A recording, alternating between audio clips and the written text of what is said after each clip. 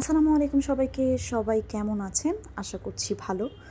খুব তাড়াহুড়া করে রেডি হয়ে জানের উপর রিস্ক নিয়ে একদম বাসা থেকে বের হয়ে গেলাম কাউকে না জানায়। শুধু আমি একা না, আমার সাথে ছিল আমার ছোট ভাই আর আমার কাজিন।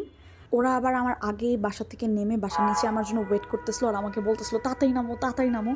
কারণ একটু কিছুক্ষণ পরেই হয়তো আব্বু ঘুম থেকে উঠতো আর আব্বু ঘুম থেকে উঠে দেখলে আর বের হইতে দিত না। বাজতেছিল সকাল 6:30 অথবা 6টা, মানে মাত্র আলো হইছে আরকি। আশেপাশে সব দোকান বন্ধ, সবকিছু বন্ধ।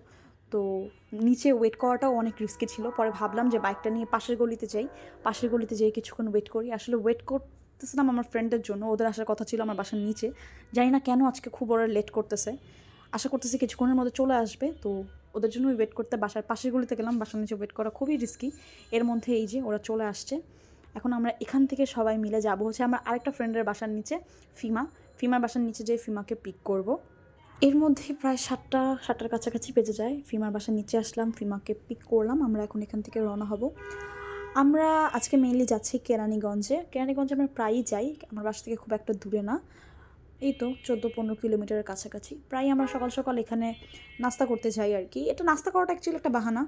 আমরা মেইনলি কেরানীগঞ্জে যাই হচ্ছে গিয়ে এই পুরা ভিউটা, রাস্তাটা এনজয় করতে, করতে, বাইক রাইড এনজয় করতে, করতে যাই। সবাই মিলে একটু ভালো টাইম স্পেন্ড করার জন্য স্পেশালি ফ্রেন্ডরা মিলে যাই আরকি। তো আমার ছোট ভাই প্রায়ই আমাদেরকে যেতে দেখে। এখন ওরও খুব ইচ্ছা হইল যে ও কেরানীগঞ্জ যাবে। আর এখন তো কেরানীগঞ্জ যেয়ে ভর্তা দিয়ে খুদে ভাত খাওয়াটা একটা ট্রেন্ড হয়ে গেছে। তো আমরা প্রায়ই যাই ফ্রেন্ডরা মিলে। বিশাল সার্কেলে যাই আমরা। নরমালি এভাবে আমাদের যাওয়া হয় না। আমাদের যাওয়ার কথা ছিল আরও ২-৪ দিন পরে সবাই মিলে আরকি। সবার সময় মিললে একসাথে যাওয়ার কথা ছিল। কিন্তু আমার ছোট ভাই ও আবার খুবই অস্থির। যেটা একবার মুখ দিয়ে বলে সেটা বলেই, আর সেটা না করা পর্যন্ত ওর কোনো শান্তি নাই।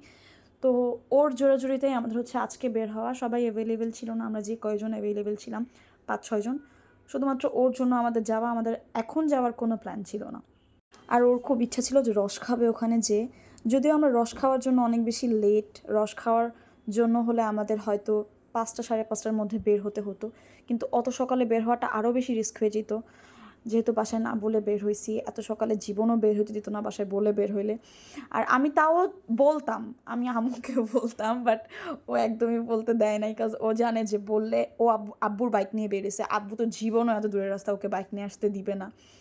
যাই হোক, এর মধ্যে চলে আসছি। যদিও আমরা অনেক লেট, রস পাওয়ার কোনো সম্ভাবনা নাই। তারপর দেখলাম রাস্তার মাঝখানে একটা লোক কলসিতে রস নিয়ে বিক্রি করতেছে। সামির বলল, "তাহলে আমরা এখান থেকেই খাই। এখানে যে পাইছি এটাই অনেক বেশি। কারণ আমরা অলরেডি লেট, পাওয়ার কোনো চান্সেস তো নাই। যা পাইছি তাই একটু খেয়ে দেখি।" আমরা বুঝতে পারতেছিলাম যে এখানে খুব একটা ভালো হবে না। তারপরও যেহেতু আসছি, যাই পাইছি একটু ট্রাই করে দেখি কেমন আরকি। এই যে আমার ফ্রেন্ড সামির, ওই ফার্স্টে নিল। ফার্স্টে ওই ট্রাই করলো। রস যদিও খুব একটা ভালো ছিল না। সামির ১ম এ খেয়ে বলতেছিল যে এটা ভালো না, অরিজিনাল রস এটা না। এখানে চিনি মিক্স আছে, পানি মিক্স আছে। তারপর আমার সাথে আমার কাজিন যে ছিল, ও আবার আমার গ্রাম থেকে আসছে, আমার খালাতো ভাই। ওরা আবার যেহেতু গ্রামের ছেলেপেলেরা গাছে উঠে রস নামায়, চুরি করে খায়। তো এরা ভালো এক্সপেরিয়েন্স, কোনটা কেমন ওরা ভালো জানে। অদ্রিব ট্রাই করতেছিল, অদ্রিব রস-টস খায় না। তো ও একটু ট্রাই করে দেখতেছিল কেমন লাগে। পরে আবার আমার ভাইকে বললাম যে, "তুই একটু খেয়ে দেখ যে এটা আসল রস কিনা।" পরে ও একটু মুখে দিয়ে বলল যে, "না, এখানে স্যাকারিন আছে।" আমার ছোট ভাই মেইনলি রস খাওয়ার শখ করছিল। ফিমাও ট্রাই করতেছিল, ফিমা তো খায় না। তারপর আমার ছোট ভাই আর কি খেলো। আমি অবশ্য এইসব একদম পছন্দ করি না, আমি খাইটাই না। ওখান থেকে যাই হোক এই ২-৩ গ্লাস রস যাই পাইলো খেয়ে আমরা রওনা হলাম আমাদের মেইন ডেস্টিনেশন নাস্তা করার উদ্দেশ্যে। যদিও এইসব আশেপাশে মোটামুটি সব জায়গায় আমাদের ঘোরা হইছে এর আগেও। তারপর ওই যে ছোট ভাইকে সাথে করে নিয়ে আসছি, ওর জন্যই সবকিছু। আমরা যাচ্ছিলাম, এখানে আশেপাশে যতগুলো হোটেল আছে, খুদে ভাত, ভর্তা, এগুলো আমাদের ট্রাই করা হয়ে গেছে। তো অদ্রিব বলতেছিল যে আজকে আমরা নতুন কিছু ট্রাই করি, নতুন কোথাও যাই। এইগুলো তো আমাদের খাওয়া হয়ে গেছে। আর আজকে যেখানে যাব সেখানে আমাদের আগে আসা হয়েছে, কিন্তু খাওয়া বা ট্রাই করা হয় নাই। সো আজকে ভাবলাম যে এখানেই তাহলে ট্রাই করি। আচ্ছা, বাই দ্য ওয়ে, ঠান্ডায় কিন্তু একেকজনের অবস্থা ভয়াবহ লেভেলের খারাপ ছিল। এই যে আপনারা দেখতেই বুঝতে পারতেছেন, মুখ থেকে ধোঁয়া তো বের হচ্ছিল, হাত পায়ের সেন্সেশন লস্ট হয়ে যাচ্ছিল। এত পরিমাণ ঠান্ডা, ভুল হয়েছে, গ্লাভস নিয়ে বের হওয়া উচিত ছিল। জামা কাপড় পরে তো প্যাকেট হয়ে বের হয়েছি, বাট যতটুকু রিভিলিং ছিল অতটুকু একদম জমে যাচ্ছিল। এত সকাল, কুয়াশা, পিছনে কুয়াশা দেখলেই বুঝতে পারতেছেন কত কুয়াশা ছিল। তার মধ্যে হচ্ছে গিয়ে আমরা বাইকে আসছি, বাতাস সব কিছু মিলে একদম যাতা অবস্থা হয়েছিল। তারপর আমরা খুবই এনজয় করছি, আলহামদুলিল্লাহ, মজা করতে করতে পুরোটা রাস্তা আসছি। এরপর এখন আর কি, এখানে আমরা ওয়েট করতেছি খালি হওয়ার জন্য, কজ এখানে আবার আসলে সিরিয়াল পাওয়া যায় না। যেহেতু বললাম এটা এখন ট্রেন্ড হয়ে গেছে, সবাই সকালে আসে এখানে ভর্তা দিয়ে খুদে ভাত খাইতে। তো আমরা ওয়েট করতেছিলাম কখন খালি হবে আমরা বসবো।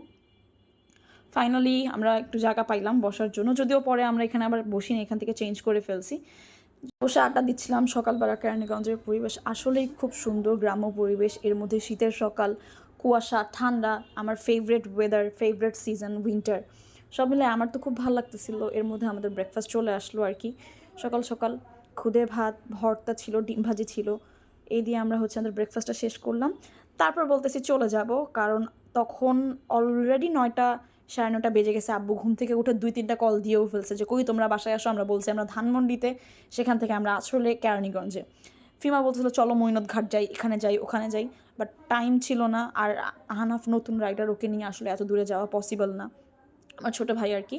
তো ভাবলাম যে আশেপাশে একটু কিছুক্ষণ ঘোরাঘুরি করি। পাশেই আবার কি খুব সুন্দর সরিষা ক্ষেত ছিল। আমরা জানতাম না যে আমরা এত সুন্দর ভিউ পাবো, জানলে হয়তো সরিষা ক্ষেত্রের অ্যাকর্ডিং ড্রেস আপ করে আসতাম ছবি টবি তোলার জন্য, বাট আমাদের তো এত প্ল্যান ছিল না, আমরা তো সাডেনলি বের হয়েছি।